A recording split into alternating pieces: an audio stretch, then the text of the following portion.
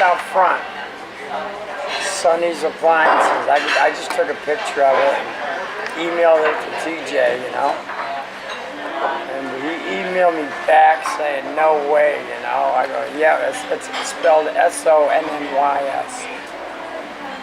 Sonny's Discount Appliances. It's a big sign out there, so I took a picture of it.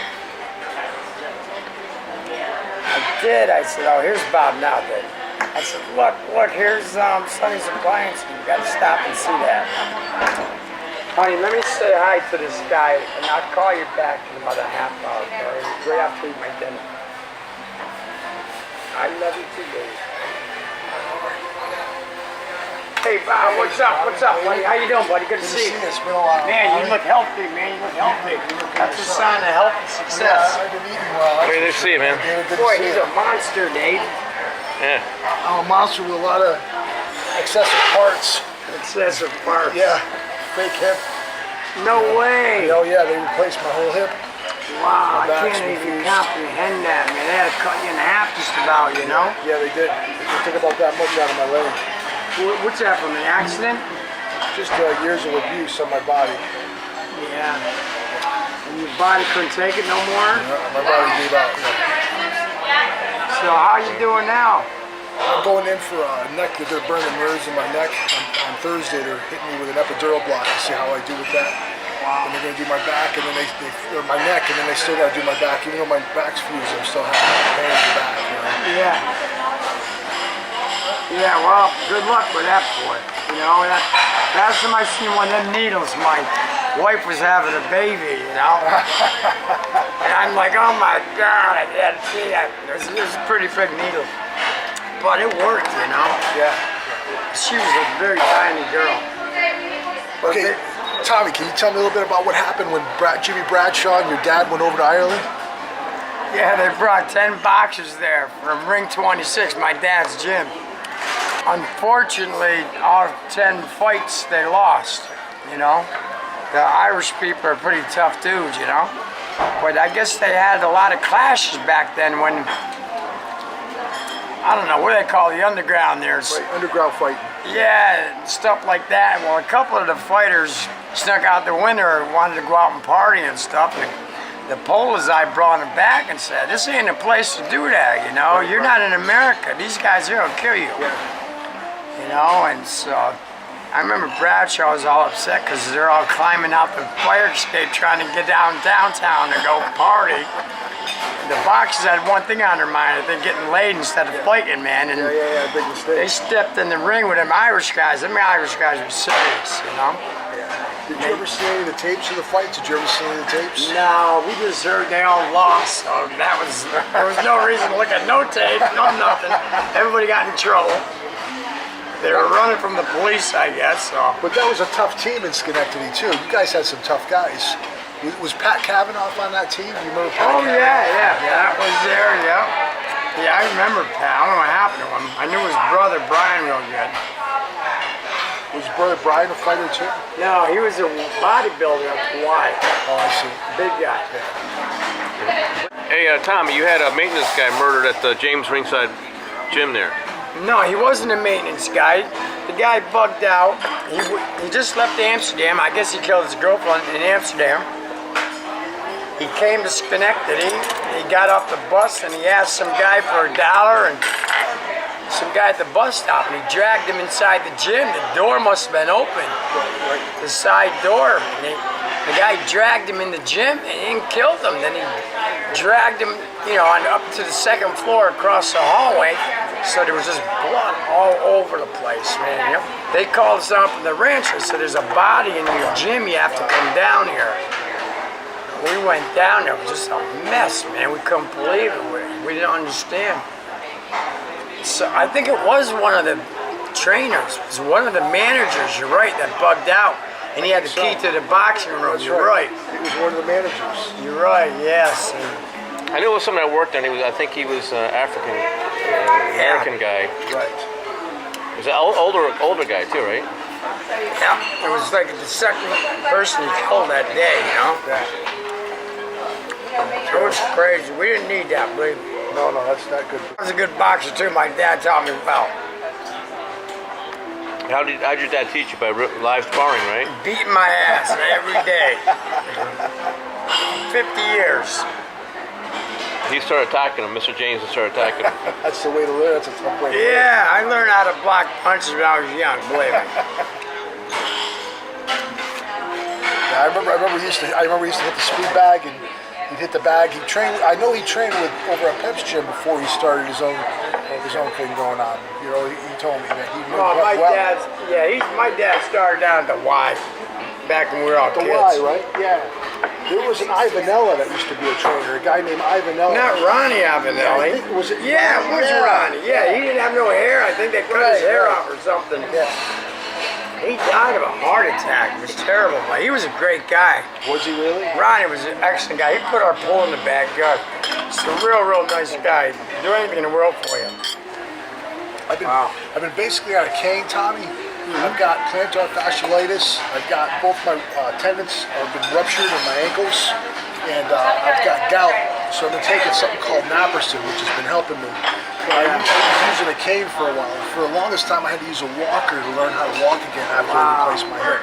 So now I can move around again a little bit. It's only been until recently that I've been able to walk again. When was the last time we were together? You know, that was the St. Pete, We were at St. Mary's. Oh, was it St. Mary's? I thought it was St. Petersburg. I'm like, I remember, but I can't remember which one. I've been in and out of so many of them. It was some Catholic place. Yo, I know that guy. He's in my room, I think. I'm like, I was out of it, man. I remember that. I woke up and then I recognized you and shit. Yeah, we laughed our head off in there. Remember, we had a good time. Yeah. Let me see. Where was that? I thought I was in Albany. It was Albany. You're right. We both checked in about the same time. St. Peter's. Yeah. St. Mary's in Amsterdam. Oh yeah, was it St. Peter's? Yeah, that was it. It had to be. I remember I remember my pastor coming and seeing me. I'm like, oh my God, how does everybody know I'm in here? This is embarrassing. Well, you know, Pep Cassillo told me the story about Jimmy Bradshaw. One time, Elijah Tillery, sparring partner, Muhammad Ali, came into the gym, Schenectady Boxing Club, and Jimmy went to town on him. You know, he couldn't touch Jimmy. You know, and he was absolutely completely exhausted after they sparred. Wow. That's how good Jimmy Bradshaw was. Yeah, Tillery fought Riddick Bowe. That's right. He fought Riddick Bowe. Yeah, and he ended up kicking Yeah, Riddick that's Bowe. right. That's the same guy. Remember that box my dad had from Buffalo? The big black guy, he was supposed to be like a world contender or something, and they kept pushing his fights off, you know? They wouldn't give him a good fight. But he used to train in Schenectady all the time, and he had, you know, that my dad had him down at the park running track all the time. I don't know what happened to him. Who's this, Tommy? I forgot his name. He was a pretty big black guy, you know, and he just had a lot of talent. And he went back to Buffalo and he just disappeared. Oh, I know who he is. Billy Tompkins. Yes, Billy. He was a good pro. I sparred Billy. Phenomenal. Phenomenal. Yeah, he was. Yes, he was. Yeah. How'd you do with him? Is that the guy that I was? I videotaped you? No, that's another guy. That you're thinking about another guy that was out of Albany Boxing Club. He was ranked in the nation. This guy, Billy Tompkins, was a professional boxer. Oh yeah, he was good. He had stamina. The guy was good. Yeah, he was. He was very good. I forget who else he sparred from the UFC. The guy from the earlier ones. He got in from Buffalo. This guy Angelo was telling me he had a fighter named Kevin Rozier. Kevin Rozier was in the first UFC, and I guess he was starting to spar with Billy Tompkins in Buffalo. But then your dad had him come over. Right. And I remember coming up there and working with Tompkins. A super fighter. He had a lot of talent. He was. But he was picking the wrong fights. Something about Tompkins didn't like none of the fights, you know. So he kept saying they're putting me with these super strong guys, and he was afraid to lose. Yeah, well, you know, you can't be afraid to lose if you got to get your record if you want to get that convention. You got to take a chance somewhere. Right. But he had it. He had it. Yeah, he was a tough dude, man. I remember it. He used to come and hang around me all the time. I wanted to know how to make quick money, you know. He's always looking trying to make $1, you know. And I'm like, stay away from me. I don't know. He goes, come on, I'll protect you, Tom, or something. I need to make some money. And I'm like, I don't know. I don't know what to tell you. But he called me when my dad died. He goes, Tommy, this is Billy. He goes, I can't believe it. I heard your dad died, you know. I said, yeah, Billy, how you doing? I think he married some white girl in Buffalo and he settled down there. Yeah, that's something. It's something this conversation is starting to bring back these memories that I forgot Yeah, and about. I can't believe you know all these guys that, I forgot their names, but once you say their name, Right, you remember kids like that's Billy Tucker. He's a really good, real nice guy. Yeah, he was. I'd hate to get him mad. He was one of the best guys I ever got in the ring with. Yeah, you know what I mean? He was in a different class than me, but I stayed in there with him. I tried to give him some work, but he was a gentleman. It didn't take any cheap shots. I knew he had talent though, man, but he was a real gentleman. He was a nice guy. He treated my dad like gold, My dad did a lot for me, My dad knew he was good, Yeah, your dad knew it. He had talent. Your dad had a good eye for it too, Yeah. It's an amazing time I'm having with you, Tommy, because when the old timers like your dad and Pep pass on, they guard a piece of history and they pass it down to us, and just to keep those stories alive, and just to talk to can't believe, you know all them guys, and I've never really seen that much in Schenectady or around the boxing gym, Right. But yeah, Pep Cassillo, oh my God, he was like, he was next to my father in the YMCA boxing, 30 years ago. You have any pictures of your dad and Pep together? No. Those two were like both managers, so. Yeah, they had their own thing going on. Yeah, they were competing next to each other most of the time, But Pep had his own little boxes. My dad had his little boxes, But I guess Bradshaw's working with that. What's his name? Some guy that owns Del Gallo. Yeah, they got a boxing gym up there at Del Gallo's house. I see. Yeah. That's Pep the fight, like the trainers and the managers, they had a different look about them. They had class back then. Pep always had a cigar. Like, I don't need you. You know what I mean? Oh yeah, right. That was Pep, man. Yeah, he'd smoke that cigar right in the wine. I remember that. And then they'd wear a suit. They separated themselves from the fighters. Like today, the trainers all wear sweatpants. You don't know who the trainer is from the fighter. No, you're right. Guys like your dad wore a nice jacket. Your Pep wore a nice jacket. Oh yeah. Oh, you could see him. Yeah, class. They had class. Yeah, right. And they respected him. They looked up to him too. They look up to him, and you don't have to participate. When you're a trainer, you got a suit on. No one expects you to get in the ring and participate. And that's been the problem I have. When I walk to the gym, I wear a pair of sweatpants. I'm not healthy, and everybody wants to get me in the ring and beat the living hell out of me. Right. If you wear a suit, it kind of says, hey, there's a separation between the trainer and the fighter, and I like that, and it's gone. There's a piece of class that's gone. You don't see it in today's gyms. Yeah, no, that was the old style, though. That's the way they dressed all the time, man, And, they'd bring them out to dinner, lose, win, or draw, no matter what. They stuck by, my dad or Pep, because, them guys fed them, kept them going, because they didn't have jobs. They were training all the time, Yeah, they were always training constantly. Basically they either had to live in a boarding house below the gym. My dad's boarding house, a lot of them were living there. Where was this boarding house at? Well, do you know where the gym was above the appliance store downtown? Yeah. Well, there was like 6 rooms downstairs. The gym was on the 3rd floor. That's right. And the 2nd floor. Then the 1st floor, there was rooms. And that's where he put him up. Yeah, right. Well, he had apartments all over the place. He didn't mind though, because usually the boxers go collect the rent for him from the other guys. They helped Yeah. So, or they'd work on a truck for a couple dollars, If they were ever hungry, my mother would feed them. That's the way to take care of them. Right, exactly. They never had to worry about food or shelter. Right. I'm trying to write some articles, but I got hurt. I got hit by a car when I was on a bike, and I got some damage, some neuromuscular damage, and memory loss from the impact, because I went unconscious. That car must have really hit me hard. I went unconscious, dislocated my shoulder, bruised my ribs. Yeah, I was out. Wow. I didn't know where I was, and when I came to, my sneaker was halfway across the street, and my bicycle was on the other side of the street, and I never recovered completely. But I'm trying to get something going where I'm making some money writing some articles. When did this happen, Bob? This happened in July. Wow, you're kidding, man. Yeah, it just happened. Did this have anything to do with the hip? With your hip? No, my hip was already replaced. When you got hit? When I got hit, and I was trying to make a recovery, and I was losing weight because I was in a wheelchair.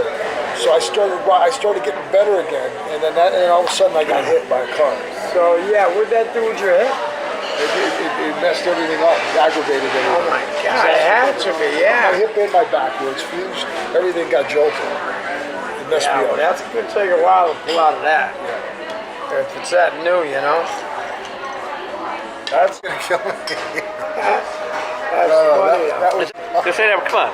Oh, that's terrible. I had just a bad accident with Pam. I was. You got in a fight with a can of Pam. Yeah, I got in a fight with a can of Pam, and the Pam I got the best of me. When the Pam went down, it started squirting all over the place because I lost my balance. I already lost my, my grip on it because I was having pain. And then, by the time I got a hold of it, it squirted me in the eye. And it was Now he's blind. You can't see blind. nothing. You got oil in your eye. You know that hurts. Yeah, I know how that hurts, So, what I mean? I'm just trying to go to So she cooking thought that school. was real funny, huh? Well, I don't know. Good for each other. We knew that we shouldn't fucking hook up together because we were nothing but chaos together. We had a good time. We were ready to escape. Hey, what's going on? We were ready to escape the hospital we were in. We were in the hospital. Like in the hospital? Well, it was, like a hospital. You just sit around, you go to meetings, you go in your room. Yeah, we were getting bored real quick. Wanted to know, where's the good stuff, man? How do you get out of this place?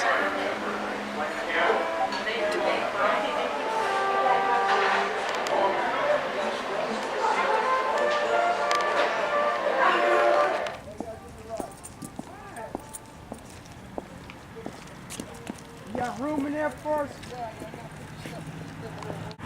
Yeah, that's more than one day's worth of scratching, Bob. Seems like they did that too every time they pulled in there.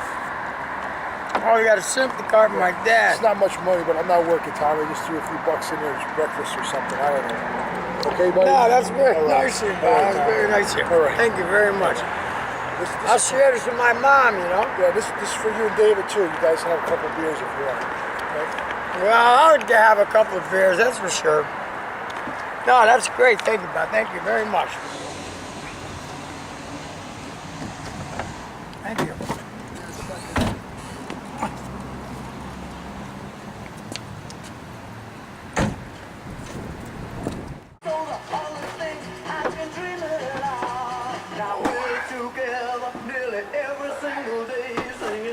Wow, this is nice, Tommy.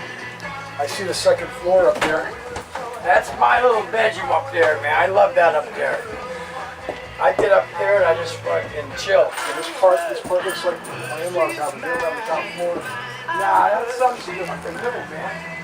That's different. Check out my bike, Bob. Holy cow. Is this a bad motherfucker or what? I like it, the American flag. Yeah, that was very it too, nice. man. I really like the fucking flag. Nice. Oh man, the lights. That's That's gorgeous. a Titan, man. I just picked it up at the auctions on like December 26th. It's a Titan, man. It's top to top. You know, Say like maybe 42,000. that's exactly what it cost me. How'd you know? I swear to God. Really? Yeah, that was pretty good. That was the price, the fucking sticker on it. I'm psychic. $8,000 I gave the guy. Wow. Is that ridiculous? It's ridiculous. It's a Sportster money. It's all S&S. It's all brand fucking. Beautiful. Now you got two bikes? Yeah, I got a full dresser. My